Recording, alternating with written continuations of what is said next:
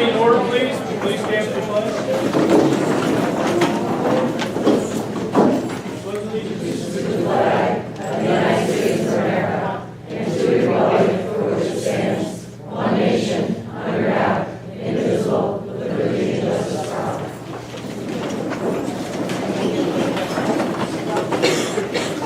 Thank you. Please turn off your cell phones. Awards first? No awards. No one heard any awards this morning? Every other. Okay. All right, then. We'll get started. Request to withdraw specific items from consensus. A and B I have. Anyone else? Recommended motion that the following consensus items be approved as listed in the administrative memorandum, C through P. Second. Discussion? All in favor? Aye. Opposed? Abstentions? Motion carries. Item A, approval of the minutes of the Special Board of Education meeting December 1st, 2011. Take necessary action.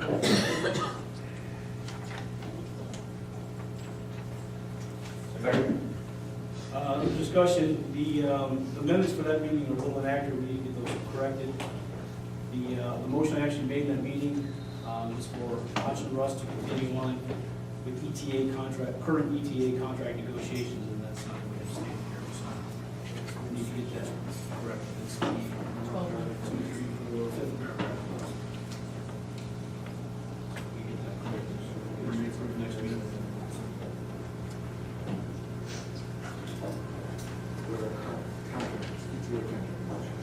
Correct, that's what it should be, yes.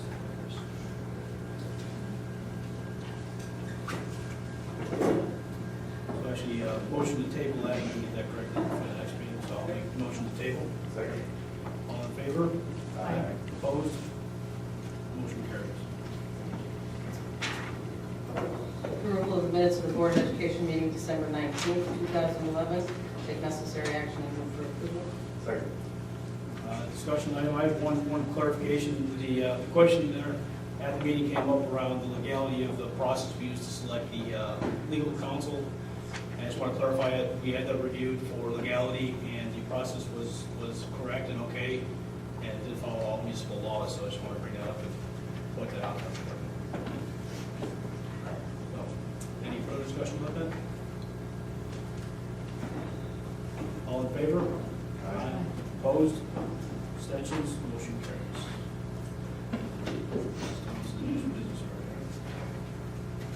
Okay, with that, we're down to the place very quickly to where we take any comments from the audience. If you'd like to speak, we have a 2-minute time limit, and please identify yourself.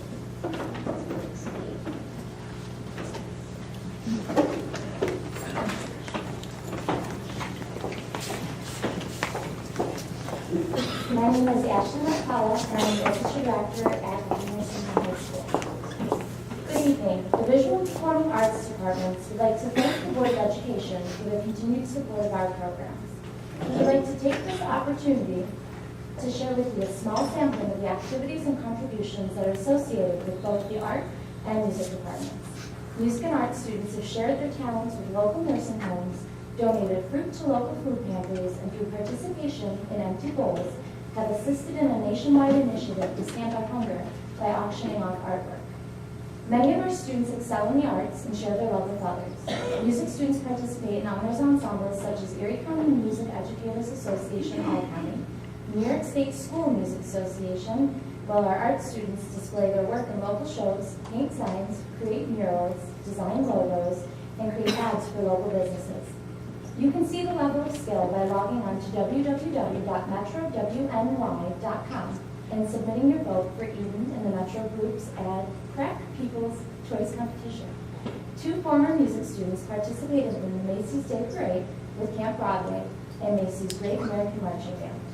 A student in the art department is responsible for the 2012 Eden Bicentennial Celebration logo and won that honor amongst area professionals. Our students achieve mastery level in the visual and performing arts, which is visible and tangible. It is not without our assistance your goals to be in the top 10 and top 5 schools in the county will be achieved. Note that the schools that currently hold these positions offer multiple electives in the arts as well as give their students the opportunity to participate in these programs at all levels. Most schools offer increased class time for elementary students in music, as well as the opportunity to play in multiple performing groups. There are music electives for non-musicians, such as pop music and guitar classes. All of the top schools in the area have large budgets for the visual arts and offer everything from art history to sculpture, jewelry making, and textiles. Advanced placement as well as college-level credit courses are also available in music and art disciplines.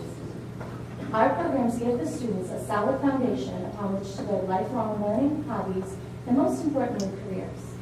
Even graduates who successfully completed our programs in the arts hold positions as special effects designers for films, illustrators for magazines and cards, writers for Saturday Night Live, and set designers for major theater companies. Some of our students own advertising agencies, create comics, and work with renowned designers in textiles and fashion. Eden has numerous graduates who act on and off Broadway, perform locally, and play with the Philharmonic. Another alumnus is working towards a doctoral degree in ethnomusicology. More Americans today work in art, entertainment, and design than work as lawyers, accountants, and auditors. It is important that the Eden Central School District recognize the need to continue quality service for the many students who will later enter creative fields. Eden art and music departments impact students dramatically.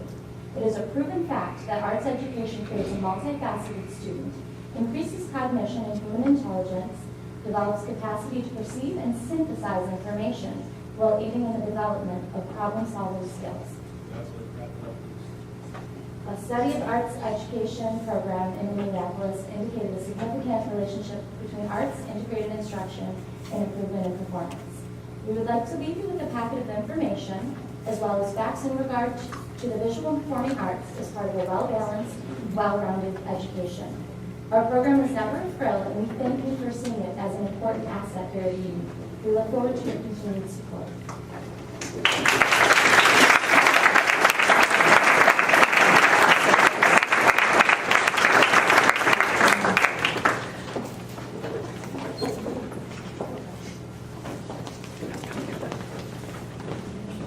I thought everyone wanted 2 minutes, it was in that line.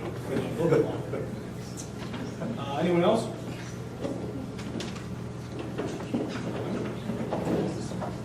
Okay, thank you very much. Okay, moving to new business. Yes. Resignations. Accept resignation. I move that upon the recommendation of the superintendent, the resignation for the purpose of retirement of GLP teacher Paula Chalafo be accepted effective June 30th, 2012. The board and administration wish to thank Mrs. Chalafo for her 23.5 years of service to the district. Second. Discussion? All in favor? Aye. Opposed? Abstentions? Motion carries. Accept resignation. I move that upon the recommendation of the superintendent, the resignation for the purpose of retirement of elementary reading teacher M. Kathleen Corbishi-Reed be accepted effective June 30th, 2012. The board and administration wish to thank Mrs. Corbishi-Reed for her 38 years of service to the district. Second. Discussion? All in favor? Aye. Opposed? Motion carries. Accept resignation. I move that upon the recommendation of the superintendent, the resignation for the purpose of retirement of high school music teacher Paul Furlong be accepted effective June 30th, 2012. The board and administration wish to thank Mr. Furlong for his 26 years of service to the district. Second. Discussion? All in favor? Aye. Opposed? Motion carries. Accept resignation. I move that upon the recommendation of the superintendent, the resignation for the purpose of retirement of GLP special education teacher Lori Patterson be accepted effective June 30th, 2012. The board and administration wish to thank Mrs. Patterson for her 20 years of service to the district. Second. Discussion? All in favor? Aye. Opposed? Motion carries. Appointments. All appointments will not be effective, and service to the district pursuant thereto shall not begin until there has been compliance with statutory and regulatory provisions for fingerprinting, certification, and clearance for employment. Permanent appointment. I move that upon the recommendation of the superintendent, school nurse Diane Trippi, who has successfully completed her probationary period, be permanently appointed as a school nurse effective January 31st, 2012. Second. Discussion? All All in favor? Aye. Opposed? Motion carries. Appoint school psychology practicum student. I move that upon the recommendation of the superintendent, Katie Mauer be appointed as a school psychology practicum student effective January 24th, 2012 through June 15th, 2012. Note, this is an unpaid position. Second. Discussion. All in favor? Aye. Opposed? Motion carries. Permanent appointment. I move that upon the recommendation of the superintendent, after successfully completing his probationary period, Michael Schmidt be permanently appointed as a custodian effective February 12th, 2012. Second. Discussion. All in favor? Aye. Opposed? Motion carries. Appoint guidance counselor intern. I move that upon the recommendation of the superintendent, Cassie Husband be appointed as a guidance counselor intern effective January 24th, 2012 through May 31st, 2012. Note, this is an unpaid position. Second. Discussion. All in favor? Aye. Opposed? Motion carries. Approve mandate relief resolution. I move that upon the recommendation of the superintendent, the resolution to participate with fellow Erie County School Board members in endorsing the six elements of mandate relief in the Let New York Work Common Agenda for the Common Good initiative be approved as presented. Second. Discussion. All in favor? Aye. Opposed? Motion carries. Approve intermunicipal cooperation agreement. I move that upon the recommendation of the superintendent, the intermunicipal cooperation agreement between the town of Eden and the Eden Central School District be approved as presented. Second. Discussion. All in favor? Aye. Opposed? Motion carries. Approve overnight wrestling trip. I move that upon the recommendation of the superintendent, the wrestling team overnight trip to the Section 6 Class C Wrestling Championship in South Inner New York, February 3rd through 4th, 2012 be approved. Second. Discussion. All in favor? Aye. Opposed? Motion carries. Approve spring baseball trip to Myrtle Beach, South Carolina. I move that upon the recommendation of the superintendent, the annual overnight spring baseball trip to Myrtle Beach, South Carolina to participate in the Hawaiian Tropic Baseball Classic Tournament be approved from April 9th through 13th, 2012. Second. Discussion. All in favor? Opposed? Motion carries. Accept donation of stove. I move that upon the recommendation of the superintendent, the donation of the Frigidaire electric stove valued at $350 from Mr. and Mrs. Farrell be accepted for use in family and consumer science room 220. Second. Discussion. All in favor? Opposed? Motion carries. Approve 2012-2013 school calendar. I move that upon the recommendation of the superintendent, the 2012-13 school calendar be approved as presented. Second. Discussion. All in favor? Opposed? Motion carries. Approve reduction in hours for junior, senior high school nurse. Recommended motion, I move that upon the recommendation of the superintendent, the hours for the junior, senior high school nurse be reduced from 8 hours per day to 6.5 hours per day effective January 17th, 2012. Second. Discussion. All in favor? Aye. Opposed? Motion carries. Nomination for special BOCES election. I move that upon the recommendation of the superintendent, the following individuals be nominated for the special BOCES Board of Education election to be held February 9th. Alfred McClendon. Unless someone else has a different. There are two, aren't Do there we have to two? put two there or one? Just one. Just one. There were only Two two. choices. Okay. Alfred McClendon and Gary DeLillis. Gary Lewis.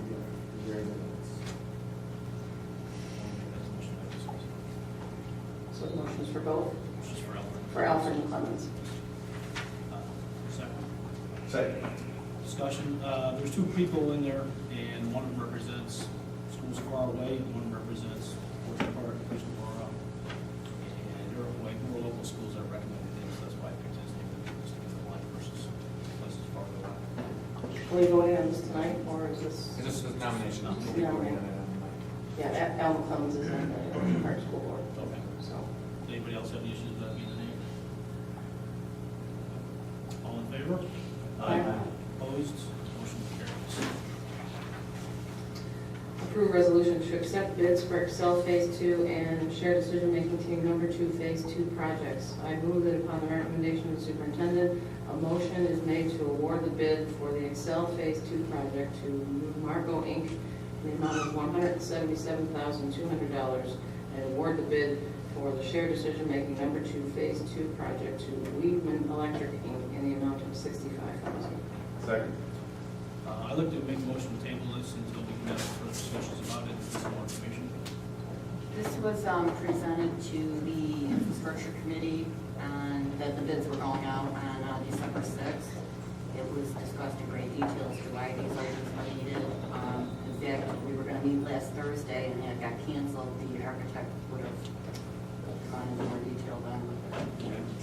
Today's meeting that was discussed, we were going to schedule that meeting again. So We can go through with that. where we go through it then, once we reschedule that meeting, we can put it in the next board meeting, or if we want, we can do an extra session. Or that meeting. Are we time barred for bids? Probably the sooner the better, because they may withdraw the bids. Also, there are these timing issues in here, where they would be working during breaks. And I think it begins with possibly the February break. We should have seen the motion sooner. Yeah, I didn't get that until unfortunately Wednesday morning. The motion on the table, right now is to table. Second. Any further discussion about tabling it? Again, the only thing that I would just throw out there, as Lisa said, and it may not happen, but I have to go back and check to make sure we're not time barred on the bids, and two, that if they withdraw the bids because they weren't accepted, they may have to, they'd have to bid, and the cost may.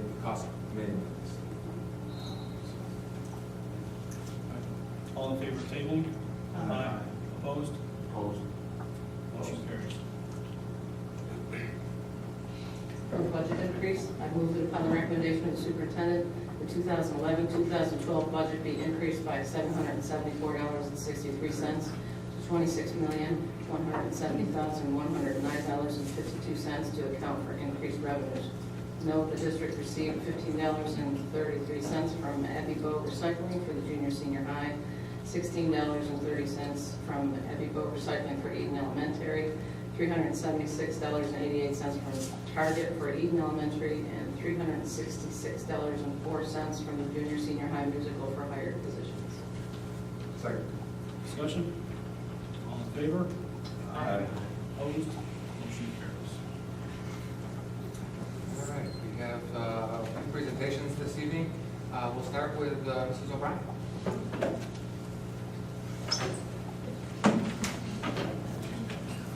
I am the representative. Good evening, I'm Janice O'Brien, 6th grade teacher and Eden Elementary Bicentennial Committee spokesperson.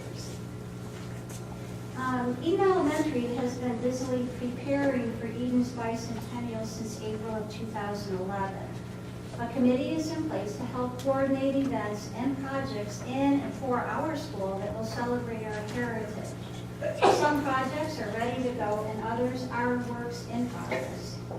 Our administrator, faculty, and staff have embraced these projects to bring local history alive for our students. Some examples include Hark, which is Step Back in Time with a Good Book, coordinated by Mrs. Horsey Reed. Historical tidbits about Eden on morning announcements under the guidance of Mrs. Lavin. Math activities using 1812 to 2012 under the direction of Mrs. Funk. A history of Eden timeline painted by Mr. Walker. A community quilt project under the guidance of 3rd grade teachers. And Mrs. Carolyn Schaefer of Eden Sewing Center is helping them with that. Local Government Day for 5th grade coordinated by Mrs. Kindley. Historical poems with photos created by Mrs. Nowak's class. Oversized birthday candles created by 6th grade students guided by Mrs. McConaughey in art class. And right now, the 6th grade workroom looks like a pipe organ because we have so many tubes. And thank you to our staff and other people for donating. And also an Eden Landmark model construction by 6th grade students. This was inspired by our previous involvement with arts and education 2 years ago. We actually had Arts and Ed come into the school. They taught children about architecture, and they went on a field trip to the Basilica and Lackawanna, and then came back and constructed models using those elements of architecture that they learned about. At that time, we had invited 4th grade to participate with 6th grade with the intention that in 2012, they would be 6th graders and then could continue with this model and architecture idea. Tonight, I'm also presenting a project outline for your perusal and approval. It has had many names, but we're calling it right now our Eden Elementary Reading Pavilion Project. Our committee members include Mrs. Paula Blandino. She is an Eden Elementary parent rep liaison between our committee and building and the town committee. Mr. Stephen Jones, Mrs. Kindly, Mrs. Melkowski, Mr. Naughton, myself, and others under the direction of Mr. Buggs, Mr. Schaefer, Mr. Martin, which we have to thank for their support and their direction because they were very helpful. Put together a proposal to build a type of a pavilion on our school grounds to be used as an outdoor classroom reading nook. Mrs. Kindly and myself discussed the possibility of having a place for students to go to read, to listen to stories, or have lessons outdoors and off the ground that would serve as a permanent legacy for our students. Our first thought was a pergola. When we presented the idea to the committee, others enthusiastically supported the idea, but recommended we have a covered shelter. And there's a photograph that was our inspiration given to us by Mrs. Denise Allman. They had one built at their Bible camp, and so that was sort of our jumping off point. Steve Jones responded immediately and has generously taken on the design and materials needed aspect of this.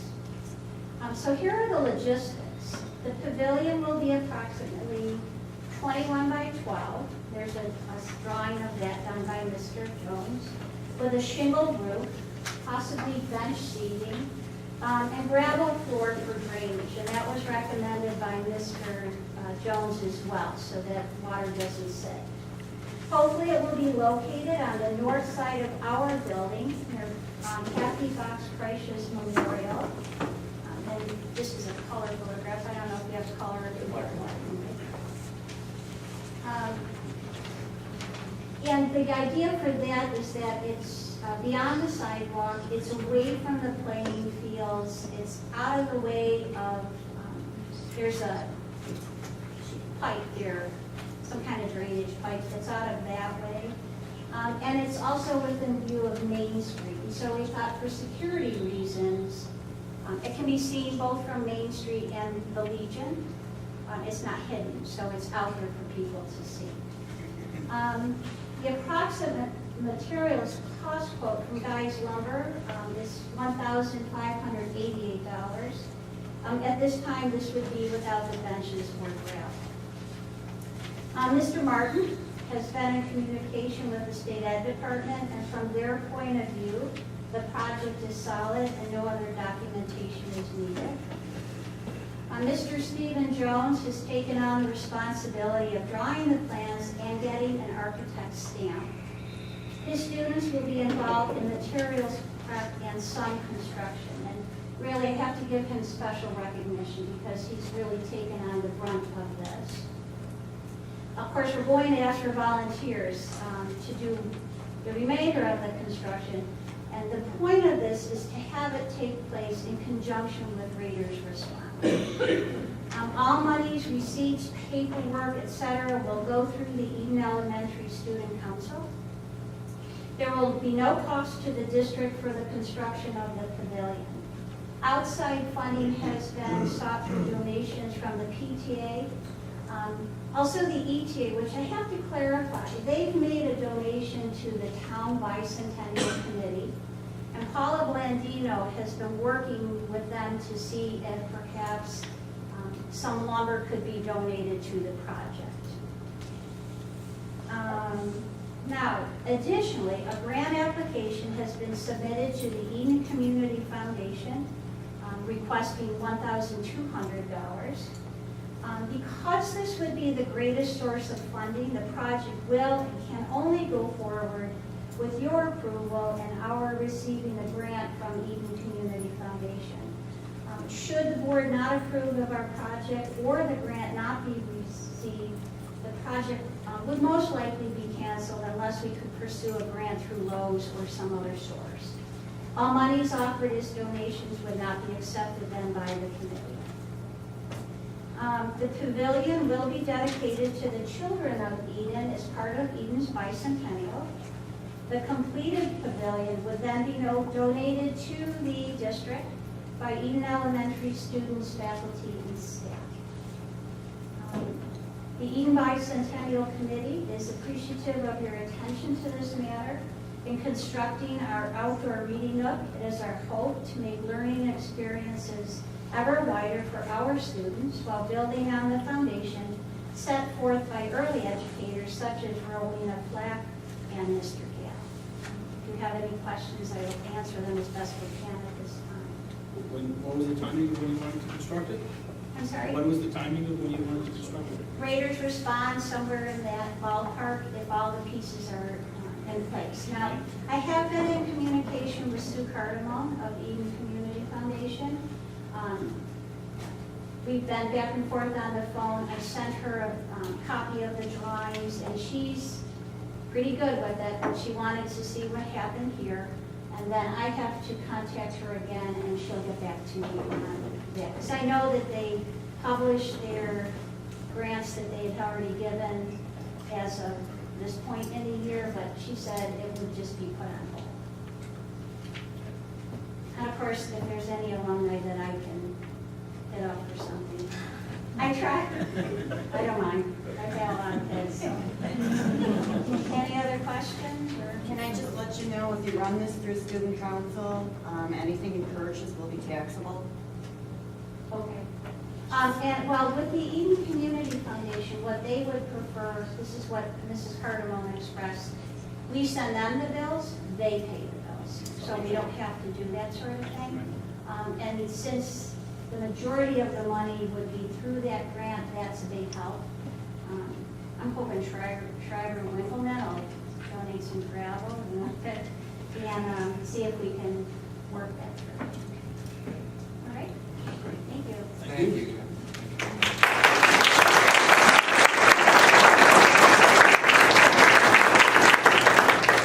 Number 2 on the agenda tonight was a presentation in regards to the library system. Ms. Zoll was unable to be here tonight, so they've asked if we could put that off until February, which I said that would be okay. So we'll move on to school scheduling, and I hear Mr. Kraft is going. I think you have a packet of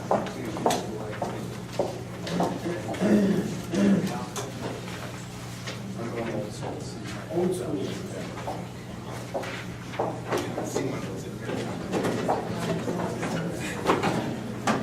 We got a surprise.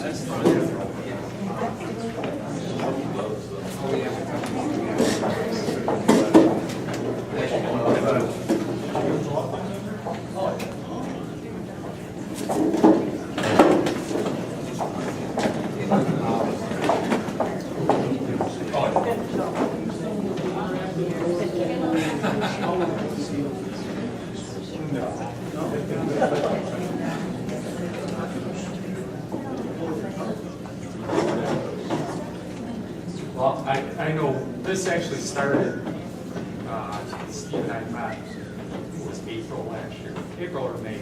We had a conversation about schedule and the way we do what we do and things like that. So, and it kind of evolved into this process here with you guys tonight. So, I do have some examples of just a basic junior high schedule, an honors junior high student, and then some high school schedules, just so you can see the different things that we do within the schedule. We run on the 4-day rotation, A through D day, and it actually worked out well because this was during Martin Luther King week. Some of the things we do in the junior high schedule is, generally speaking, they have 75-minute classes every other day, and one of the unique features of the junior high schedule is during this period of the day right here, where we split this into 2 40-minute periods. It gives us a little bit more flexibility, and you can see on A day, this student has health, lunch, and then goes back to health. But on B day, they have orchestra, lunch, and then phys ed. So you can see those 40-minute blocks of time give us just a little bit more flexibility to fit everything in that we need to fit in. Other than that, it's pretty straightforward. They have their, all their required courses, and we go from there. An honor student looks a little bit different. Number one, because of some of the classes that they take. This one in particular has an honors math class, probably an earth science class with a lab, and that's what makes that a honors schedule. And again, those 40-minute periods of time right here allow us to rotate that lab in a little more easily, a little more flexibility. So again, this student in particular would have phys ed, a lunch, and then a 40-minute lab every other day. I don't know if there's any questions on any of the junior high ones. I know we have a couple of junior high parents here. Anything in particular? Senior high.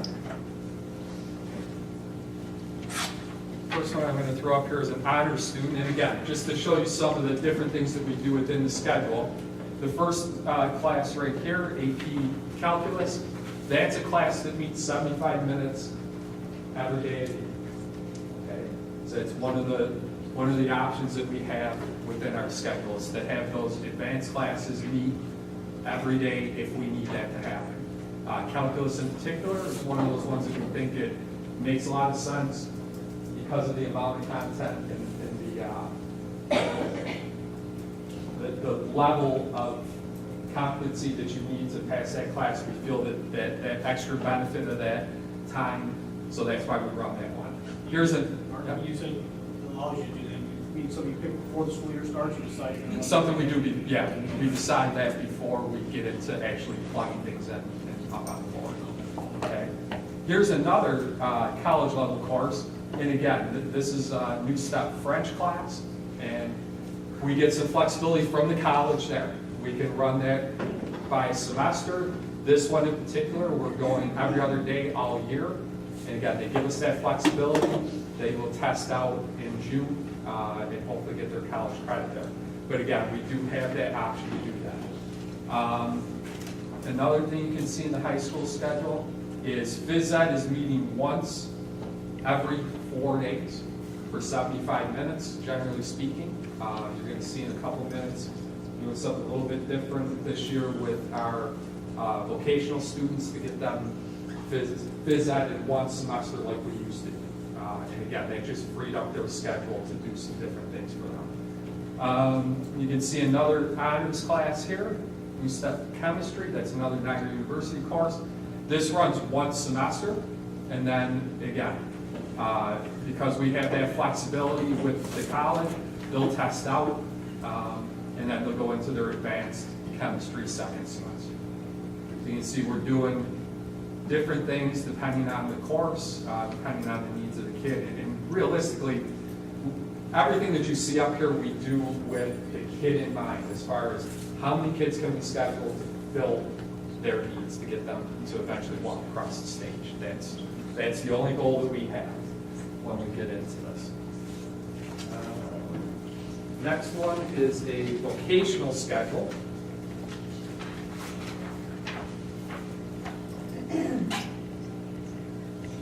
And you can see this actually is a junior, so they're going to their vocational program in the afternoon.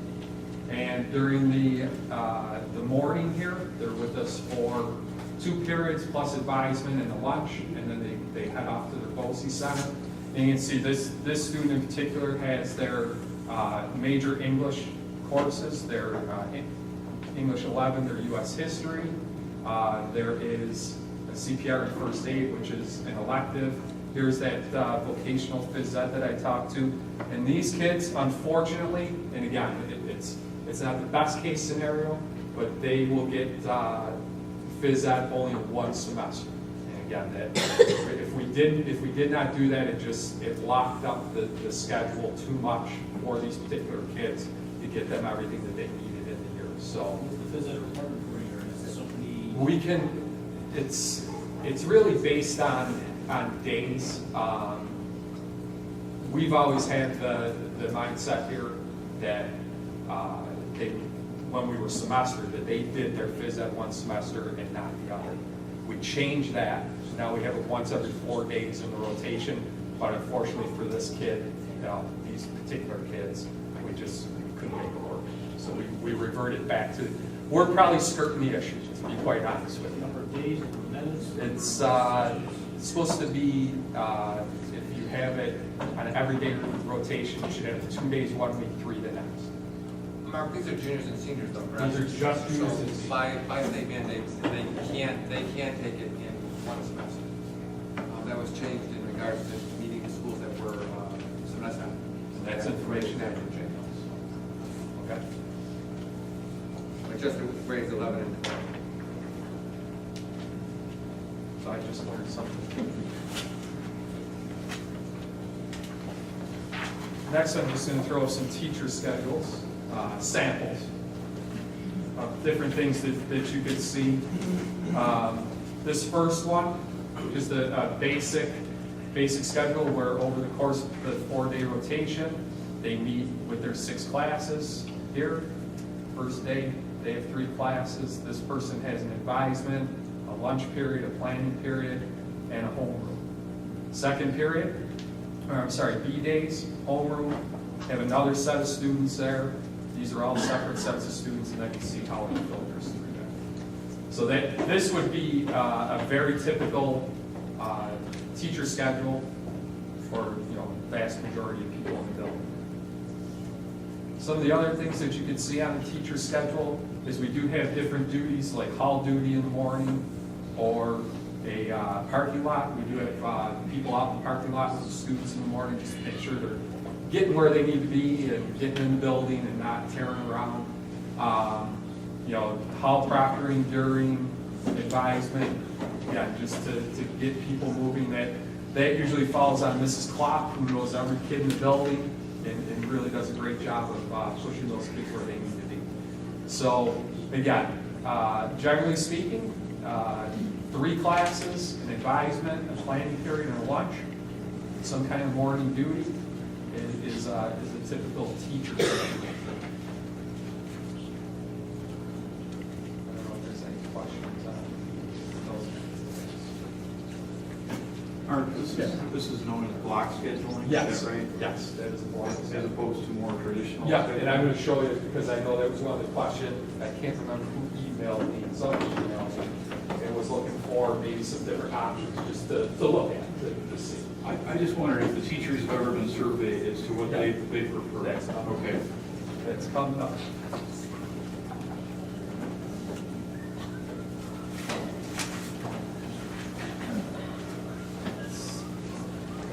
The next piece of information I was asked to put together is how our comparison group is scheduled and where we're at in the mix as far as where we fall in that group. So I just listed them, all 28 of our comparison group, which is the Erie County Schools, the type of schedule they're running, T being traditional, which would be, some of them are, it's anywhere between like 38 and 42 minutes, depending on the school district, based on the responses I got. This one here, this modified block at Iroquois, they're running a 60-minute period, 6 times a day, and actually I'm going to show you a little bit more on that one.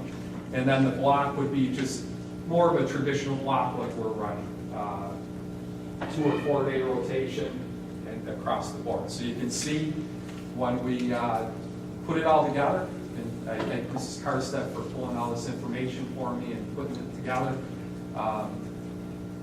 You can see it's a mixed bag. Vast majority of people are still running traditional schedule. There are some blocks still there. Lakeshore informed me that they're moving from a block to a traditional schedule starting next year. So it's a little bit of a mixed bag there. Any others that you know that moved from block back to traditional? They block back? Nobody that noted anything specifically. Lakeshore was the only one that specifically said that they were going from block to traditional next year. Do we know why? No, that I don't know. I don't know if there's any questions on that.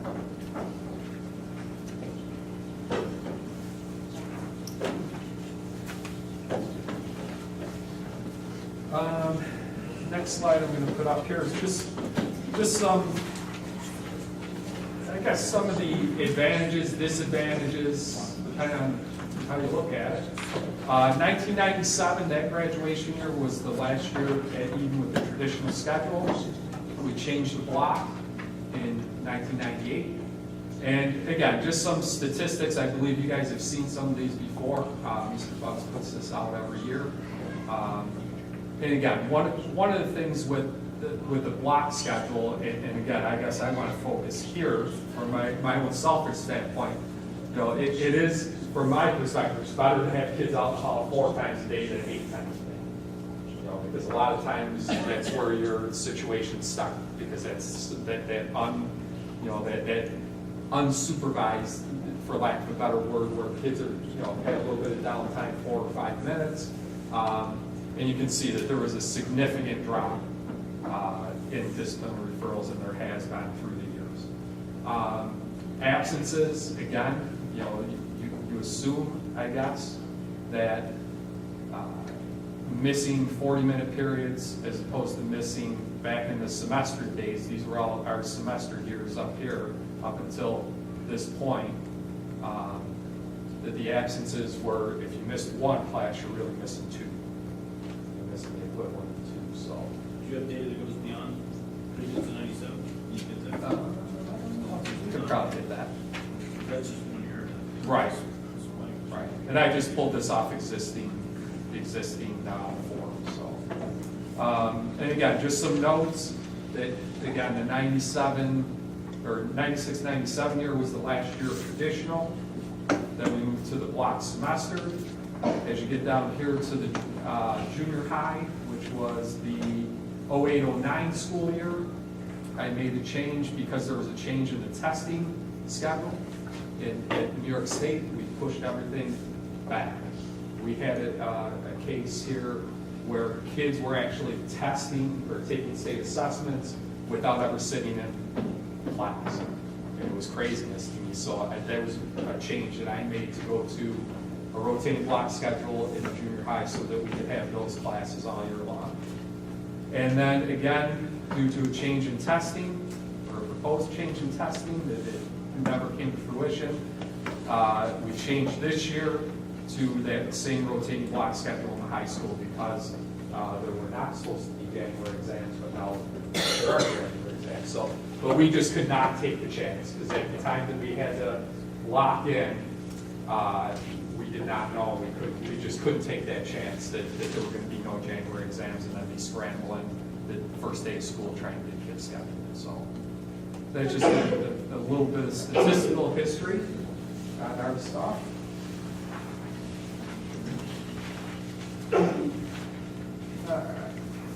You have a more detailed accounting of this in your packet, but this is the summary of the teacher survey that I did. And I put out, you'll see the questions as they're listed in your packet. I said I wanted to know what type of schedule they preferred, and I gave them 3 options. First one was a traditional 8 or 9 period day with approximately 40-minute periods. The next one was a block schedule, kind of like what we're running, a 5-period day with some kind of advisement. And then I gave them an option C, which was other. And I said, please give me as much detail as possible if you have a different example. I wish I would have gotten more specific. How many did you send out? This went out to everybody. This went out to all teachers. 49 responded. Well, but I don't know, what's that number? 75. Yeah. So 9 responded back. Traditional would have been their choice. 26 responded back. Block schedule, and then 14 picked other, And again, just as a summary, most of them revolved around, some combination of the traditional or shorter blocks, like a 60-minute block. And 5 people actually specifically said that they would love to go back to the block semester schedule. So of the 49 that responded, 40 really preferred some type of block schedule. Were you able to tie that to everyone's thought? No, All, not that there was not.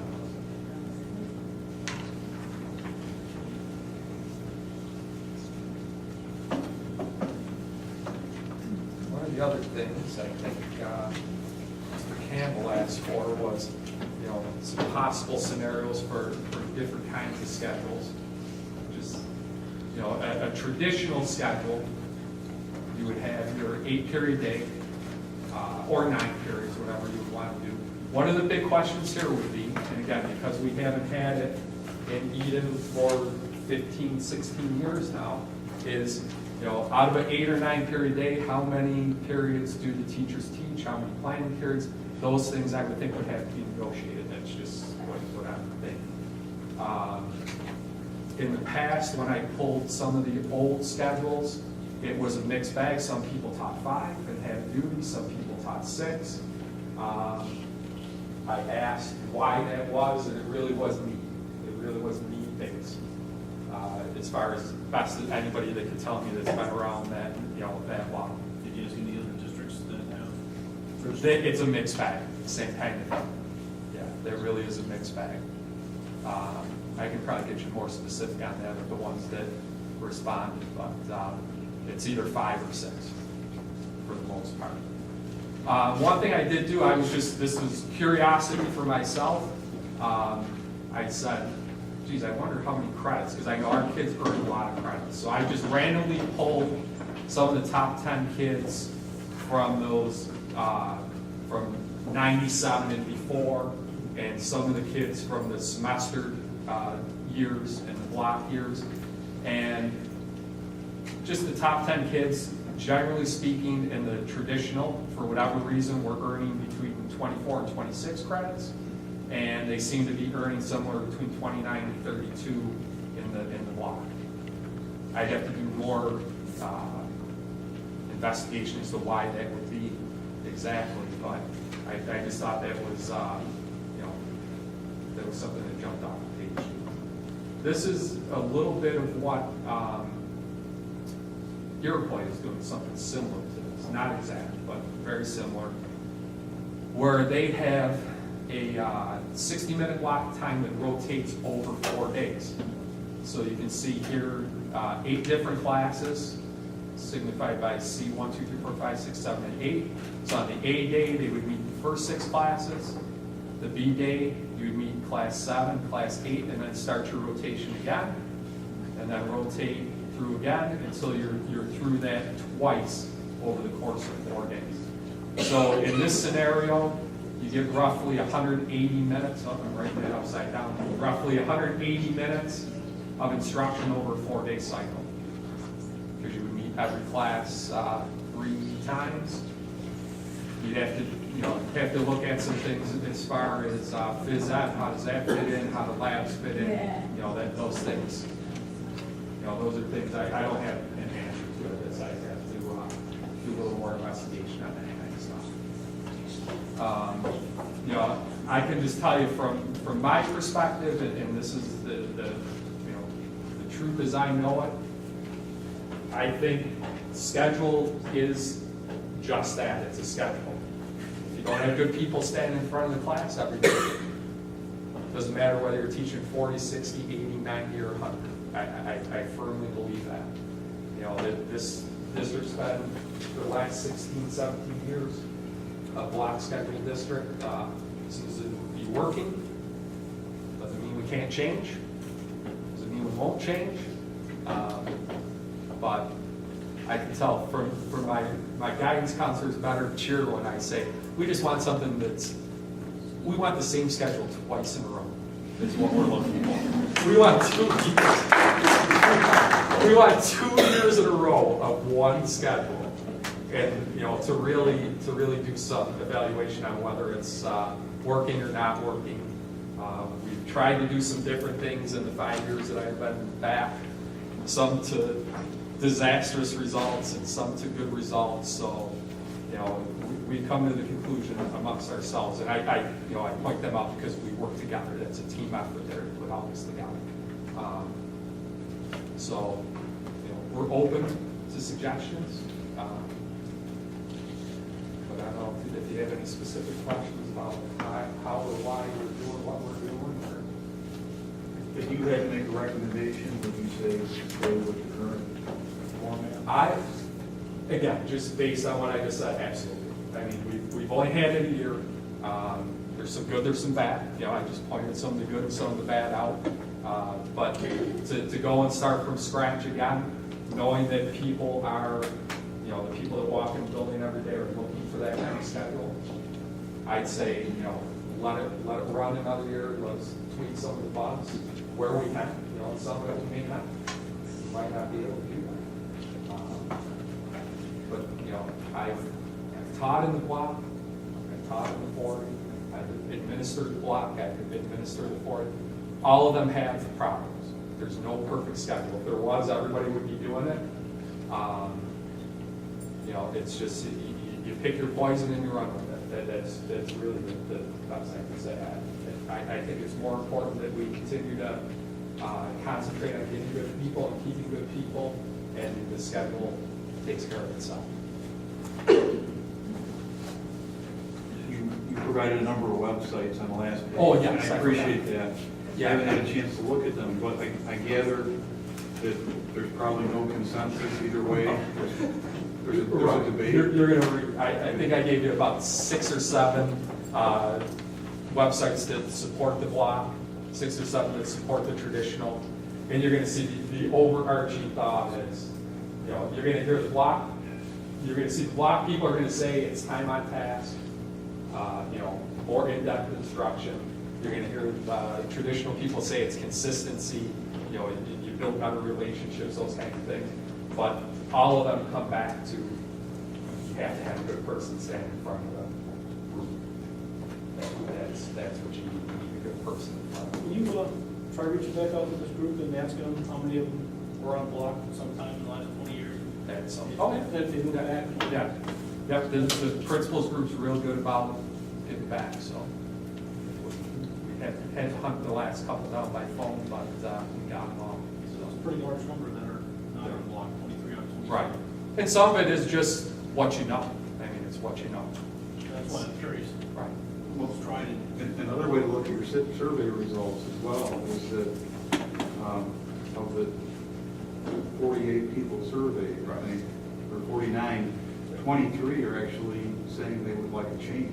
Oh, right. Right. Yeah. So almost 50% are saying they would like a change. Pretty high number for a survey and asking about something that has potential change. That's correct. And I'd be interested in knowing why Lakeshore is deciding to change. I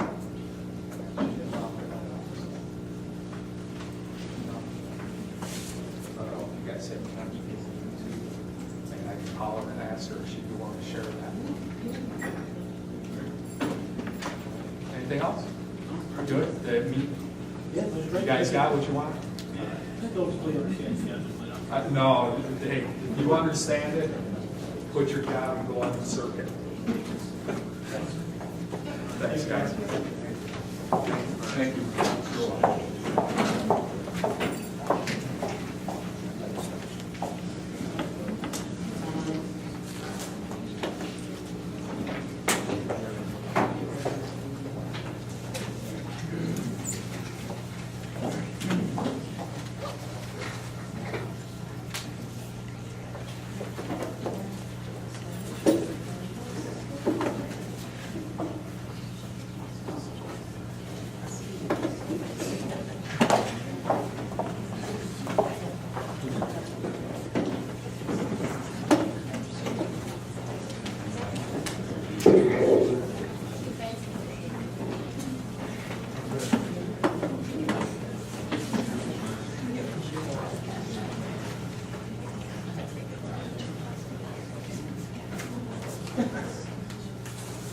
This is, you have it in your folder, but it's the same on the screen here.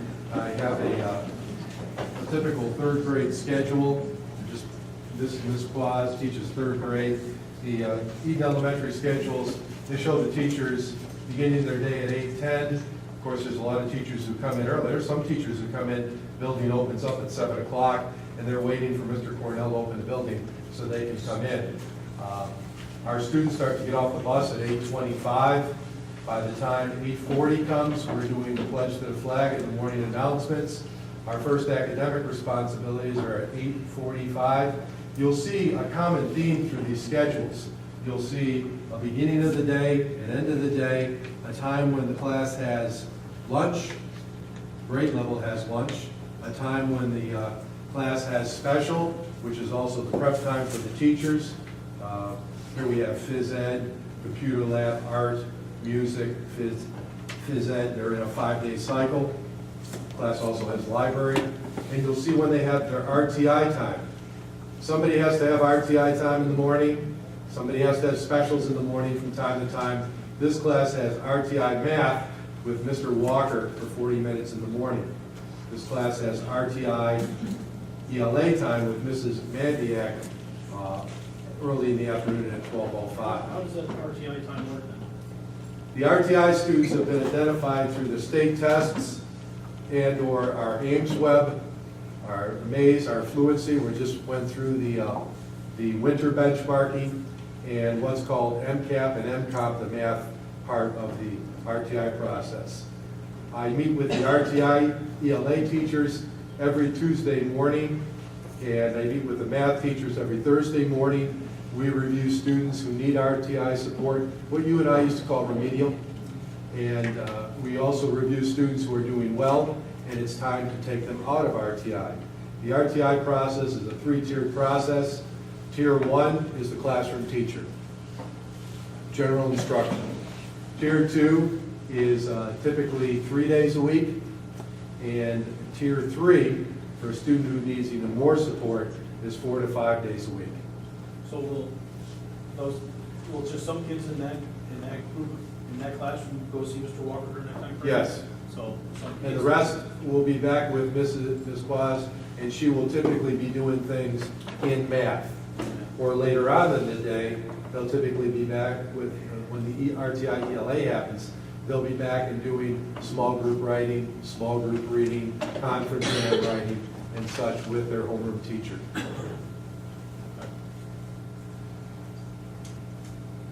And now the classroom teachers are going to build into these open spots when they teach their ELA, when they teach their math, science, social studies. You probably heard that New York State required us to declare what these periods were for the sake of period-by-period attendance. Is that the blocks that we're required to? They required that it be in the computer someplace and that teachers take attendance so they knew how much on-task time the kids were getting, particularly in the core subjects of ELA and math. And of course, this starts to take away flexibility. This starts to put the squeeze on other subjects like science and social studies. We've talked about how science and social studies have to be integrated in the ELA, have to be integrated in the math, but it's like coaching. It's just a race against time. When this is what you have to work with, it's a race against time. So that is a typical, you see the dismissal built in at the end of the day, and the teacher's day ends at 3:15. Once again, I have many teachers who stay late. Some, depending on their family schedules, do the morning thing. Some do the afternoon thing. It's late. I found teachers there as late as 7 and 8 o'clock at night. And some, it rotates depending on what the needs of their personal families are.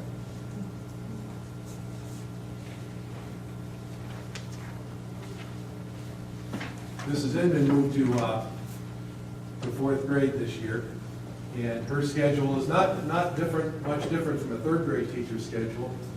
The beginning of the day for the teacher, the homeroom period. You see the specials, they bounce all around. She has an RTI time. When this schedule was originally drafted, she did not have any RTI math students. I believe she now has some. But these periods of RTI, ELA, and RTI math, they transcend the entire grade. So this is fourth grade RTI ELA time. There's a fourth grade RTI math time across here. They transcend the entire grade, because you never know when a student is going to need remediation, and it would be unconscionable to say, oh, it just doesn't fit the schedule. So it transcends, it's there if a student needs it. You also see that this student, this grade, because these are fourth graders, they have a tier 1 reach twice a week, and there's no we, it's me. I intentionally juxtapose this against the RTI ELA time. Our reach program this year is specifically designed to target upper level ELA skills. And so we put it into these blocks because there are two different groups. The RTI students are at one end of the ELA spectrum, the tier 1 reach students regarding their ELA at the other end of the spectrum. And the tier 2 is what we've called revolving door, 5-week units of interest.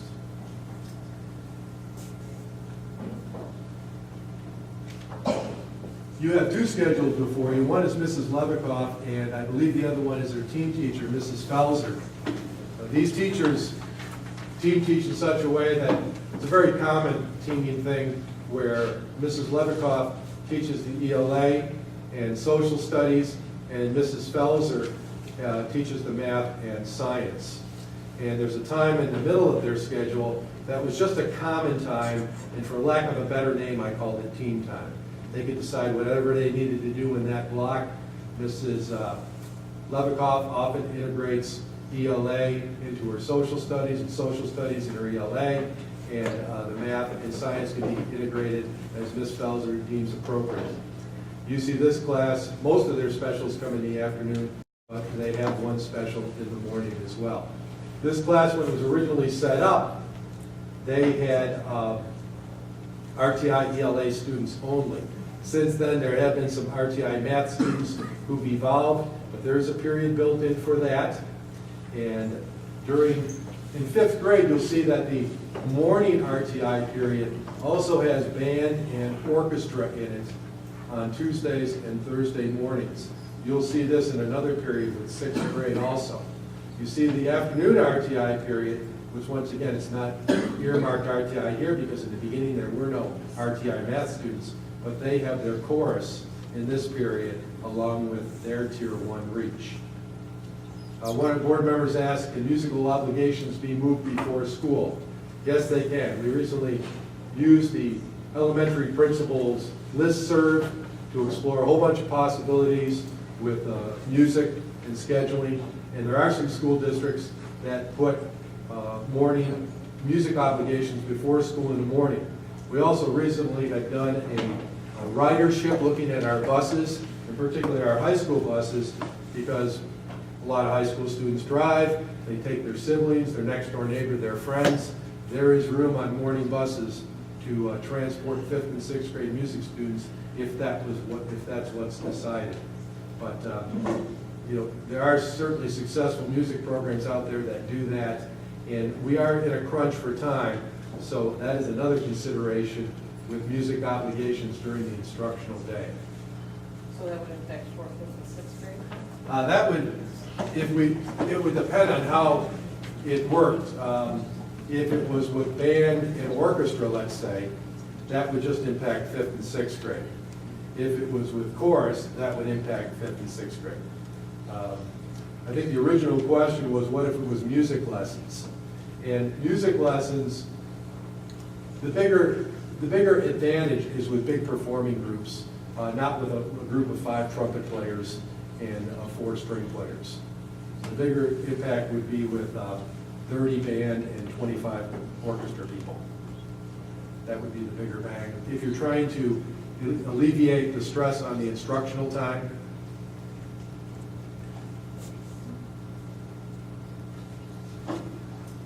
this is the team teacher, Ms. Felser. As I said before, she teaches the math and science. Mr. Levikoff does the ELA and social studies. You see her class, because she has math in the morning, they have RTI math. In the afternoon, they go to Mrs. Levikoff for ELA, RTI ELA in the afternoon.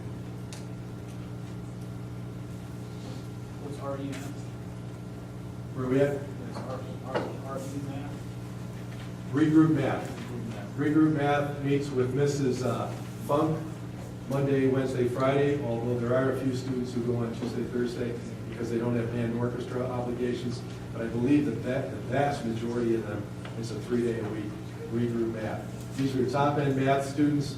They've been identified as top-end math students by virtue of their performance. Well, it's a big rubric, but it takes into account the state tests for a couple of years, not just the math test, but also reading tests, because as they go up in grade level, reading impacts more on their math ability.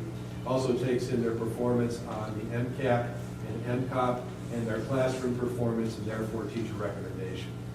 No one thing gets them in, no one thing gets them out. It's a combination of like a 7-point rubric. So, for example, on Wednesday, there's some kids in regroup math, some kids in RTI math, and some kids doing math with Mrs. Belzer. Yes, yes.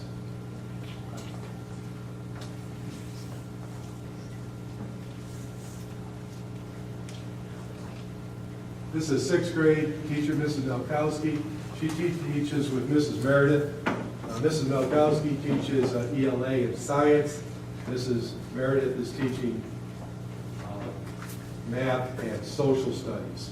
And again, they have a piece of time built into the middle of the day called team. It's just a common time. They can do it as they choose and as they deem appropriate. And you see the specials bounce around. Because I know this comes up from time to time, you know, why do I have to have morning specials? Can I have my specials in the afternoon? Somebody has to have specials in the morning. And I spread it out as best I can. You see the RTI time again built in here with this teacher's schedule. RTI ELA with Mrs. Mandiak, band orchestra during 2 periods. We have RTI in the afternoon. There were some students in here who also needed the math intervention. And there's some students who need both. They need both the ELA and the math intervention. Chorus is in this block on Mondays and Wednesdays. I would say there's no regroup math kids or reach kids in this homeroom by design. This is Mrs. Meredith, the team teacher. Once again, she would have her typical schedule. She'd have her math and social studies in the morning. The team time is for her and her team teacher to decide how to best utilize that. They would switch homerooms, and after lunch, she would have her team teacher's homeroom to repeat again the math and the social studies. Her class has some RTI math students with Mr. Walker, and she does have some regroup math students. I want to mention, regroup math students have to maintain, I believe it's a 90 average in their class, and if they don't, they're given a 10-week notice, they and their parents, that they have to get their average up, or else they're removed. This moves at a fairly quick pace, and we expect students who can pretty much get math on 1, maybe 2 presentations, but don't need the constant drilling. Supplemental phys ed. You asked a question before about the requirement for phys ed. And New York State requires phys ed in, for instance, 6th grade, 120 minutes a week. Well, we have 2 45-minute periods, that's 90. We require supplemental phys ed at least on the days when we don't have phys ed. So that would put us up at 135 minutes meeting the requirement. The requirement allows classroom teachers to provide this, and it has to be stated under the supervision of the phys ed teacher. It doesn't go into whether it's direct or indirect supervision. One of our phys ed teachers has some time in her schedule, sends out weekly ideas about things you can do during supplemental phys ed periods. This class a little later in the afternoon, they, as I said, they moved to Mrs. Melkowski during this block, typically for science and ELA, so it made sense to have them go to RTI ELA with Mrs. Lauer and Mrs. Mandiak. And then we have majority, but not all of their specials in the afternoon. Is this the first year you've had these RTI special sessions? Well, we called it ID period in the past, and but we worked with a consultant from Niagara University, and she saw what we were doing with the ID periods, and basically there were five periods. This was back when you were in school. There were 5 periods in the week, and when she saw all schools have some students who need remediation in math and remediation in ELA, and at best, they could go 2.5 times each. And she said under the state requirements for RTI, that would not cut it. It was a 45-minute period at that time, and that's when it became obvious we had to go to 2 different unique RTI periods. And that is part of what's putting the crunch on teaching everything else.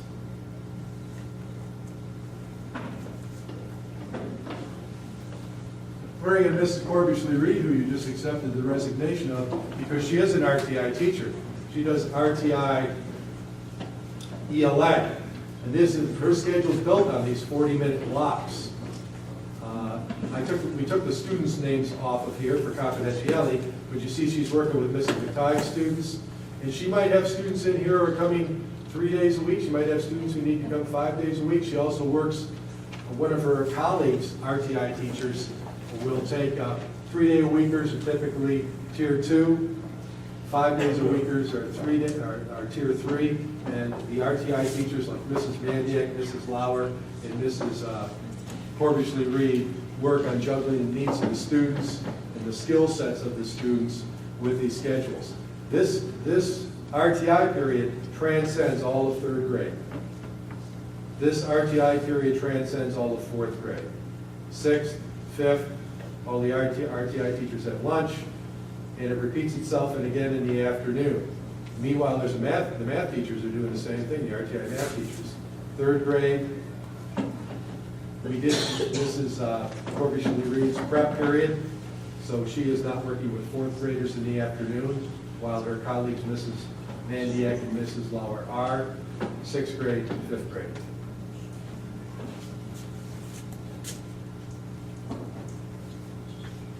Part of the challenges of the schedule are when those 40-minute blocks collide with 45-minute specials, because the contractual prep is 45 minutes, collide with 30-minute lunches. So you have all of that happening on the same schedule. This is a typical special area teacher. This is Mr. Whitman. He teaches phys ed, and he's at Eden Elementary all day, 5 days a week. And this is his schedule. You see here there are double classes. He and the female phys ed teacher, Ms. Francisco, team teach those classes together. That's the end. Any questions?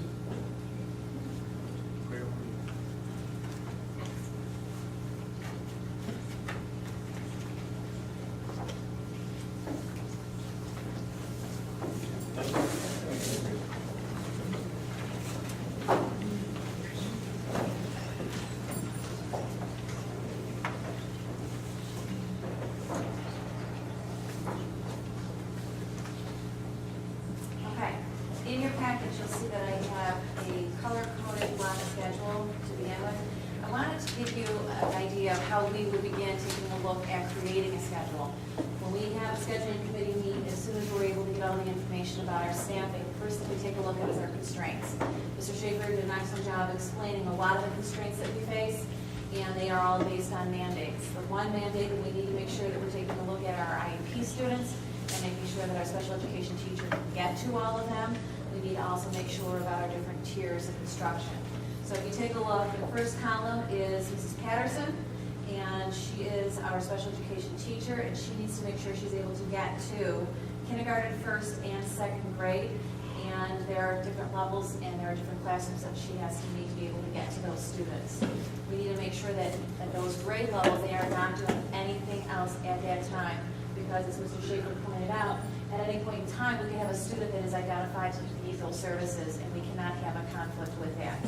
The next thing you'll see is there is tier 3. Again, very similar to the elementary building, you're going to see that we need to make sure that there is nothing going on at that grade level at that time for those tier 3 students. For tier 2 students, we have our teachers, Mrs. LaRosa, and Mrs. Schwanz, and they are then able to take our schedule, and they spend a lot of time and effort, and then work and meet with each of the different classroom teachers to get the Tier 2 students time that in as well. But of course, they cannot be at any specials or at lunch to be able to do that. Then we take a look at math and doing the same thing, Tier 2 and Tier 3 for math. So you can see that right then and there, we have to put a lot into making sure that there are no conflicts to be able to get all of this accomplished, because obviously meeting these needs is paramount. Now, everything that you see on this schedule, you will see on the next schedules that you'll be getting as well. So if you want to take a look now, go to kindergarten schedule. Instructional day, 8:15 to 3:25, that is per contract. Again, you will see teachers in my building first thing in the morning, also again staying very late as well. This is just the time that we put onto the schedule. That just indicates what the contractual time is. So if you'd like to take a look, you'll see that we have 5 classrooms in kindergarten, and this is just according to what their specials and their lunch is. So if you take a look, you'll see that kindergarten has a very similar lunchtime. So if you come into the building and it's anywhere between these hours right here, you're going to see that basically kindergarten is in the cafeteria at that time. And that is done for multiple purposes, but one of it is to make sure that we don't have any conflicts with K-Lab or with their math or anything else. And we're trying to make sure that we supply for them so that they are able to meet all of their gaps before they become huge, huge issues to deal with. If you take a look at the bottom of the schedule, you'll take a look and see that K-Lab is from 9:50 to 11. And then kindergarten resource room, those are the students that have IEPs, 10:30 to 11. And then taking a look at Tier 2 math. The reason why you don't see a Tier 2 or Tier 3 ELA is because that is what is covered in K-Lab. It's a very unique experience when the children come in. And we have Tier 2 and Tier 3 students that are in there in that time. Tier 2 students are released earlier, and Tier 3 students remain for the extra period. Okay? Are there any questions about what I've shown you so far? Okay. We'll continue on to first grade. You can see it's something very similar. Each of the different grade levels have times that are given to them that, as I said, for kindergarten, you'll see for first and for second, they have very similar times that they're in the cafeteria. But then you'll also see that they have very similar blocks for specials. They have to be blocked that way because it's the only way I'm not going to have conflicts. We have limited staffing, we have limited spacing, and we need to make sure that everything is put in, and it's a very, very tight squeeze.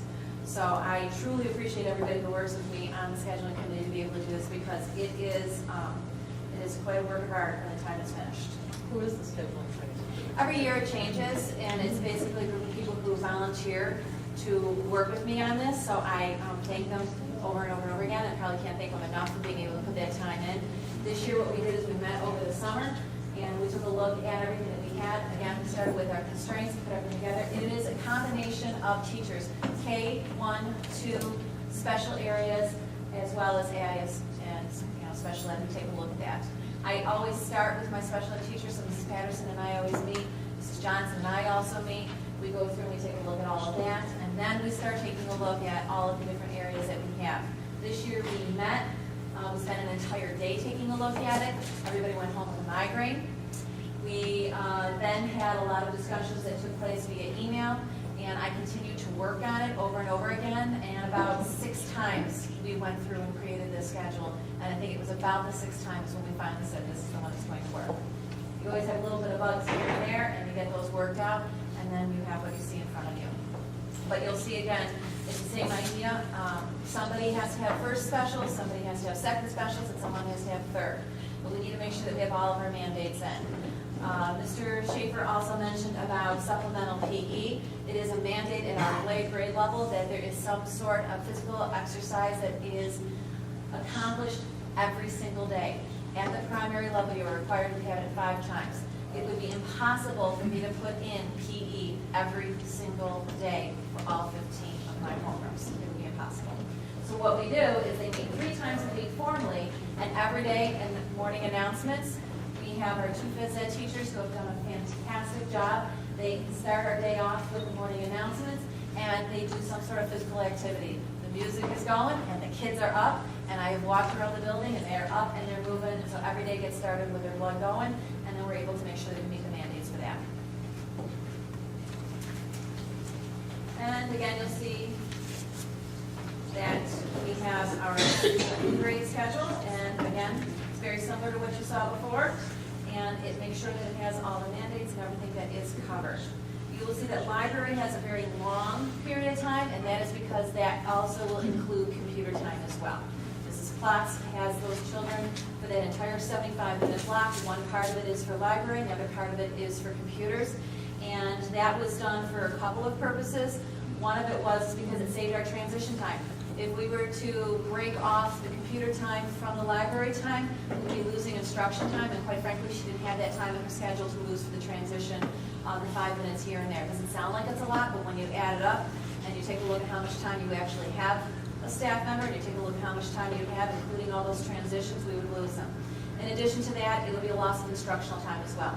Think about every time we need to get a primary student up in the line, down the hall, to their special area, bring them back, transition them back into the classroom, that's a loss of instructional time. So we did not want to do that. So that is why we put this together. And it has been a great savings to our students, and I appreciate the time and effort that Mrs. Fox puts into doing that, because it's a long block of time to have primary students.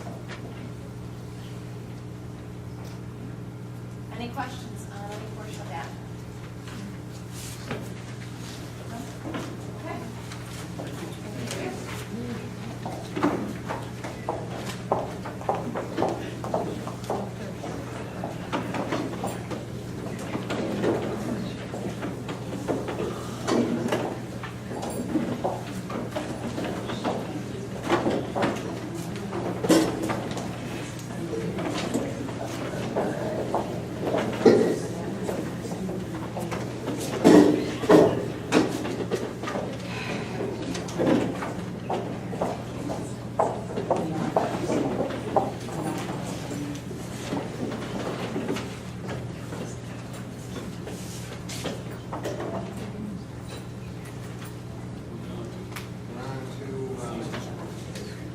State aid figures reported in the governor's budget show a reduction of $159,835 for E.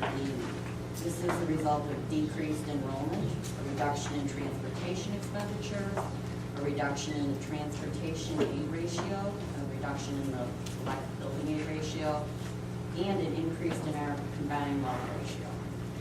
All those factors taken into consideration. Where does the 9,000 decimal we got there?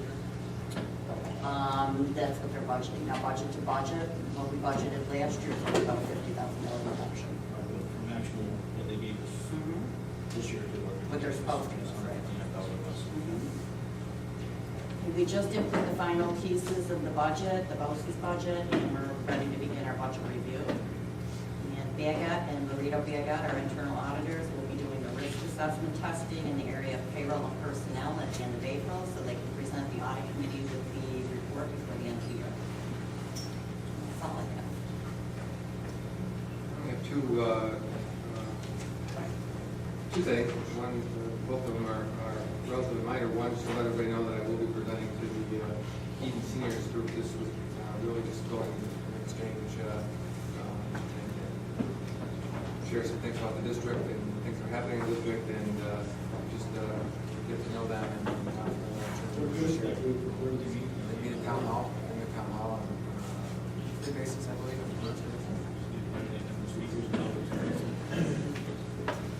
And I know that, I don't know if we want to do it now or we're going to wait, but I know Steve and Chris and I talked about April, the April board meeting that is scheduled on the 24th for doing the BOCES vote on the budget on their board elections. Scheduled for the 24th, they have since moved that to Tuesday, April 17th, which is the day after our regular scheduled meeting on the 16th. So I don't know what which wishes would be, is to meet on the 16th and the 17th, or move the regular meeting to the 17th on Tuesday. Just get a month. So make sure everybody's aware of that. I'm sure you want to go. That's all I have. Oh, a reminder that we're right after the meeting as we go to the executive session. I will need, Steve and I did talk. We'll need an executive session to talk about a personnel issue, and as soon as we can get down there, as soon as we're here,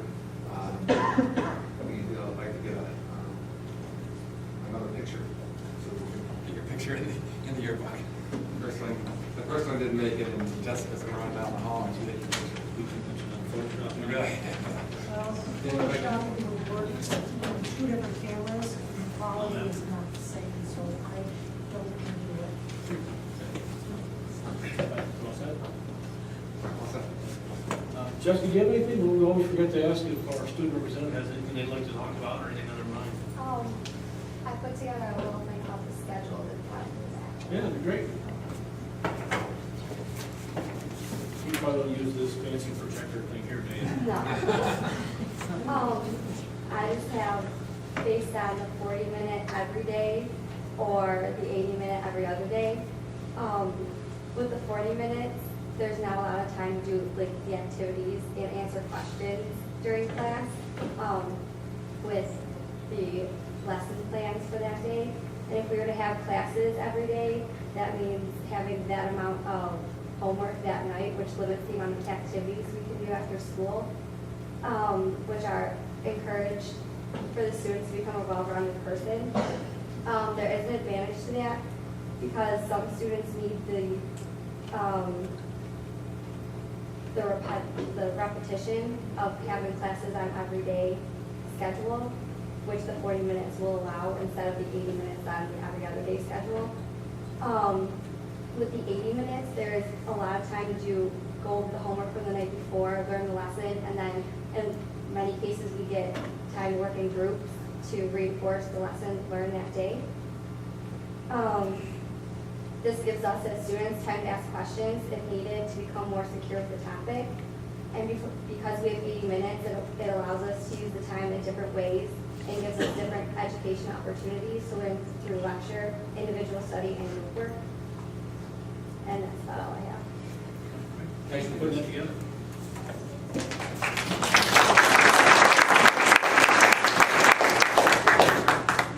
Anybody have any other topics they'd like to talk about? Do we need a motion to approve the reading pavilion? Yeah, I'll so move. All in favor? Aye. Opposed? Motion carries. Anything else from me? We were discussing, we're going to schedule the, Technology? not the technology, yeah, the technology, the rescheduling technology. Yeah. They're talking about technology. Keep the meetings going on. Do we want to, What is it, what do you, the next meeting? He's not available. I have already asked for the other towns for the February 14th. Is somebody else want to present? See, so that's the meeting. I can check and see, I can't guarantee that. Any suggestions like? I would prefer it on the same day so we don't have to have an extra meeting and try to, schedule everybody to get in here and just go to that extra meeting, but it can't be done.